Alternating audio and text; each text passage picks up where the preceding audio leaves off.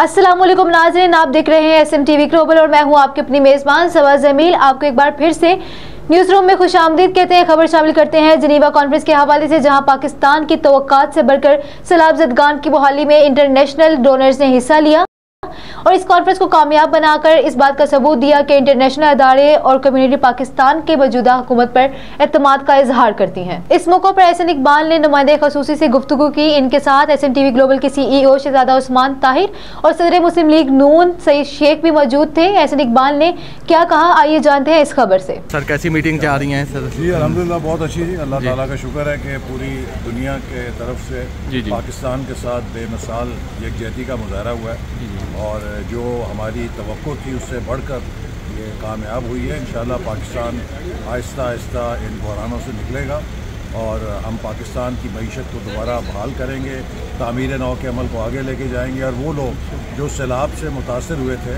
उन्हें दोबारा इंशाल्लाह ताला ज़िंदगी में बहाल करना, उनके लिए दोबारा अपॉर्चुनिटीज़ क्रिएट करना हमारा मकसद है। मज़ीद अपडेट्स जानने के लिए देखते रहिए SMTV ग्लोबल।